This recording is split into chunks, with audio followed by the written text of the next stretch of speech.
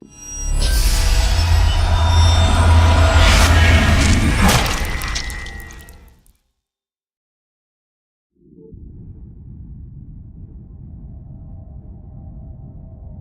you know a young boy drowned here? He was my son, and today is his birthday. You won't believe my parents' cabin. Here we are. Very nice, huh? Just get your ass to the door and don't ask. Ready?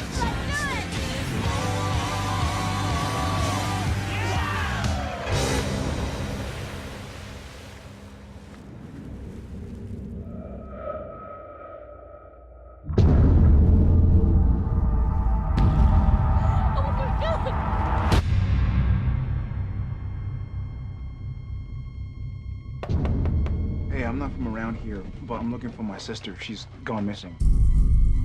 Have you seen her? She ain't missing. She's dead. People go missing around here, they're gone for good. There's something out there. We gotta get out of here. Come on, you guys. Oh my god. This place is called Camp Crystal Lake.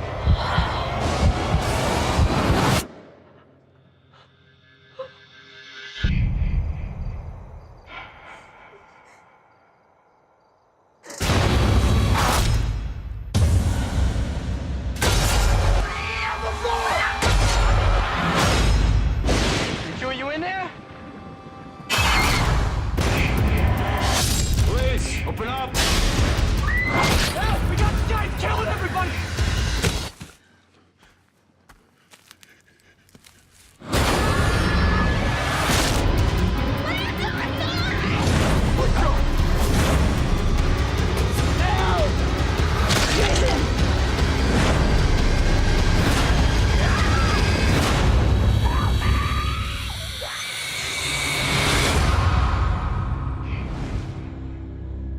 His name was Jason, and today is his birthday.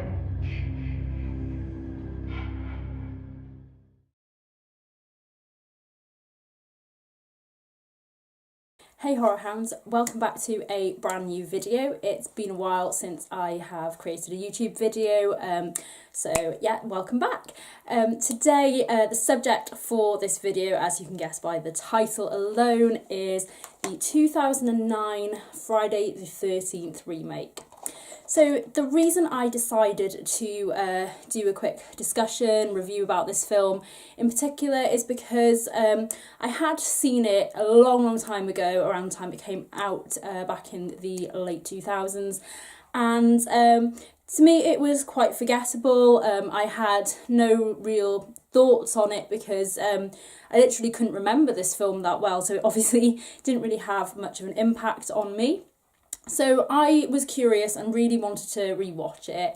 I'm a huge fan of Friday the 13th. I have loved those movies for many years since I was really young. So they've always got a special place in my heart. I know that they're not, you know, the best movies ever, and all of them have their flaws, but there's something about those movies that I absolutely love as a horror fan, and you know, there is a reason why Jason Voorhees remains one of horror's most iconic characters. So yeah, I wanted to give Friday the 13th 2009 a second chance, a second viewing, just to form a you know, constructive opinion on it, and you know, see what I thought. I think it's, you know, natural. Everybody hates on remakes, especially if you really love the source material and you don't want to see it tarnished with. But, you know, sometimes remakes can work. It just depends, you know, whether something, you know, different is offered, whether the story, you know, is, you know, reworked in a more inventive way. Someone's put their own original stamp on the material. So it just all really depends. But unfortunately, as we're about to discuss with this Friday the 13th remake, for me, it didn't really sit well. So I picked this up in CX for £2, so it didn't really damage my bank account too much. I own all the other films as well. I've definitely got all of them. I've got the box set of the first 8 films, and then I've got separate releases of like Jason Goes to Hell, which is a film I really, really do not get on with, and Jason X, Freddy vs. Jason. So I have got like the full lot there. So this is just added to the collection. It's just like, you know, a fixture on the DVD shelf. That's how it's going to be now. So it was directed by Marcus Nispel, who also rebooted the Texas Chainsaw Massacre in 2003. This movie again was produced by Michael Bay. Fun fact for you guys, allegedly he walked out of an early screening of this movie because he felt there was too much sex in it. So the guy produced a Friday the 13th movie and argued that it was too sexual. I don't know what he was expecting, but there we go. Released in 2009. It was written by these guys who are actually fans of the franchise, and they obviously wanted to create something that was, to them, an original take, but keeping in with the mythology of why we love Friday the 13th. The whole concept of it, to begin with, is, you know, it is pretty much, it came from a good place. I definitely think that. But the end result, I don't think you're going to be able to please all the fans. So, I think this one is obviously going to be a bit hit and miss. So what completely struck me about this movie is at the beginning they tried to squeeze in Jason's origin story. So I'm just thinking, who is this movie exactly for? Is it to attract new viewers, or is it to, you know, please existing fans? Because it kind of rushes through this origin story. At the beginning you have the whole story where Mrs. Voorhees is beheaded. Jason sees this and it makes him go crazy, and then we get the incarnation of Jason in the with the sack over his head before he encountered the iconic mask that we all know and love. So so all that is rushed, and then there is basically a 22 to 5 minute opening sequence where he kills off at least 5 obnoxious teenagers who are camping in the woods, and he kills them off, and then we get the title Friday the 13th.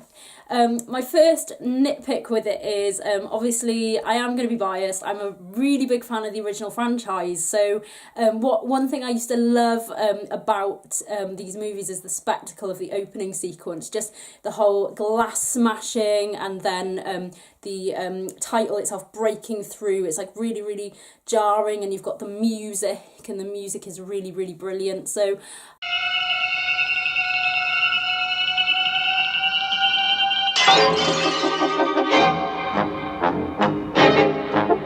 I just think that this was opened up on a bit of a whimper. I mean, you know, it's a lengthy opening sequence, and then you've just got this, you know, red fonted title just, you know, sort of gradually appearing on the screen. So that the opening was a bit, a little bit of underwhelming, I should say. So the plot of this one, it's okay. It just basically tries to mesh, you know, the Jason origin story with just like a selection of new characters. So the main character is played by Supernatural favourite Jared Padalecki. He plays a guy called Clay Miller, who is searching for his sister who has disappeared, and he encounters this group of run-of-the-mill standard, you know, horror movie fare teenagers who are going camping. So he kind of ends up, you know, crossing paths with them, and Jason's on the loose, ready to bump them all off. He's looking for his sister. Some of the other characters are really, really mean to him, and it's like it's just a bit strange. I just think, who acts like that? This guy is going around this town with posters of a missing person. He's looking for help, and then these people are being really, really obnoxious to him. So it was kind of a bit strange, just the whole setup. I just don't think it was very well thought through. I know obviously we're talking Friday the 13th, so we don't exactly need a lot of depth here or anything like that, and to a certain degree, but it was just the way the characters were written. It was just really, really lazy in my opinion. So Derek Mears plays Jason in this instalment, and this is the first time he has donned the iconic hockey mask. I like Derek Mears as Jason, and I've seen a surge of interviews with this guy on the Crystal Lake Memories documentary, and also on the special features on this disc as well, and he seems really passionate about playing the role, and he's obviously really appreciative that he, you know, was cast in that part, and I think he does well with what he does. I mean, obviously for me, Kane Hodder is my favourite Jason, and I just love the way he plays the character, how it's very sort of slow paced and very, you know, menacing, and even though he's slow paced, he can still catch up with his victims, and that's what I love about him, and it's just the heavy breathing he does. Derek Mears' incarnation, you know, is absolutely fine. Obviously they wanted to do something different. They wanted Jason running underground through tunnels, and be able to chase his victims. For me, that didn't really create much suspense or tension, but I do appreciate, you know, they tried, you know, a new direction with it, and, you know, it's not going to appeal to everybody, but I think, you know, not, you know, copying everything the same, it's you know, it's fair on the filmmakers on that respect, but I think I do like Derek Mears. I think he does make a great Jason, but hopefully if he ever gets to play the role again, maybe he'll have better material to work with, perhaps. So yeah, that is what I will say on the Jason of this version. I think the way Jason discovers the mask in this film is just again a bit underwhelming. He just, you know, it sort of appears and then he puts it on and he looks in the mirror and all the glass is smashed and all that. So I'm not 100% like keen on how he discovers it. It all just sort of happens. There's no kind of, it doesn't really pack a punch exactly, and I think they could have been more creative with that.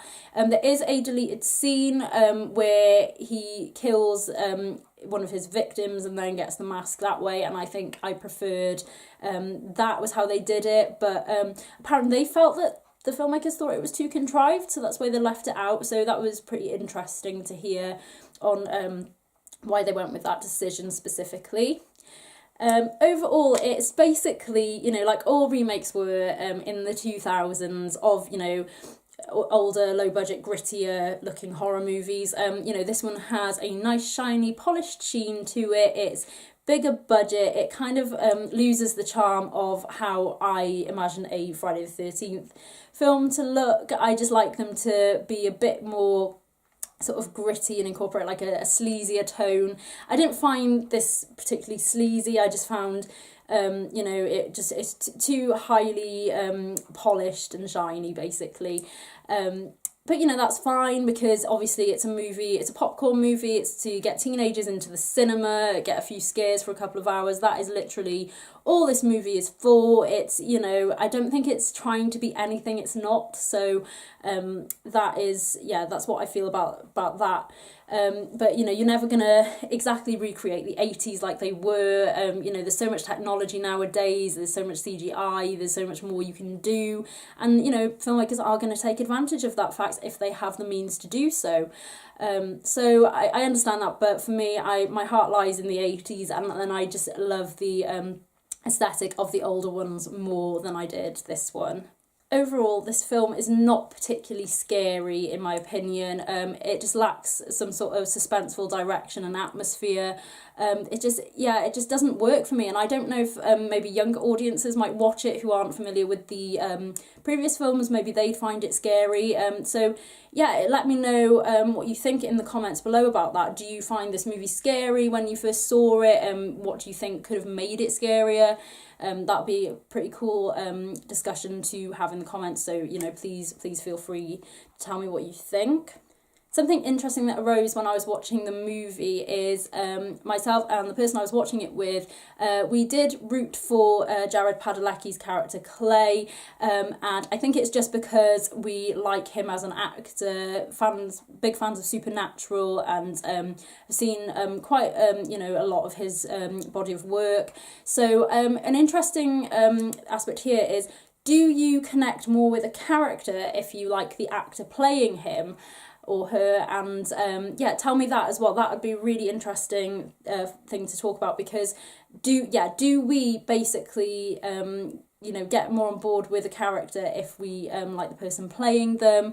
How does that impact the whole film? And I thought that was pretty interesting. So yes, that is my thoughts on this film overall. You know, it's generally quite okay. It's, you know, it doesn't hold up with me. It doesn't hold a candle to the originals, but you know, it's out there. It's just okay. I think it would have just, you know, come across as a generic slasher film. Like there's nothing that stands out about it. It is very, very generic. It doesn't take many bold risks, and so yeah, I think if it didn't include Jason in it and was titled Friday the 13th, it could be any run-of-the-mill 2000 slasher for sure. It definitely could be. After watching this film, it got me thinking about that specific era of horror movies as a whole, and I think mostly the year 2000 to 2009, it was quite a weak period for mainstream horror. Of course, there was some great stuff coming out there, but they were few and far between. I mean, there was Final Destination and Saw, and you know, there was this kind of, and Wolf Creek as well. That's another really, really excellent horror movie from that era. But I think that there was just, you know, too much oversaturation between sequels, torture porn, which I'll use a loose term there, but you know what kind of films I'm referring to, and yes, so sequels, torture porn, and remakes as well of films from the 1970s and 80s. So there were, you know, there would just seem to be that lack of direction and originality going on within the genre at that time, and I think I was losing interest in horror at that point, and then I started going to horror movie festivals and then discovered the more creative, innovative, underground horror movies. So yeah, I just think, what do you guys think about the 2000s as a period for the genre? So yeah, I've got a lot of few like discussion points to chuck out there with this video, so yeah, I'd love to know what you think about this film in general as a fan of the franchise. What do you think about casting a familiar actor that you like and how that impacts the film, and of course, what do you think about this period of horror in general? So I hope you've enjoyed this video. Thank you so much for watching, and I'll put all the relevant social media links in the description box below. Have a great day, guys, and thank you so much for watching.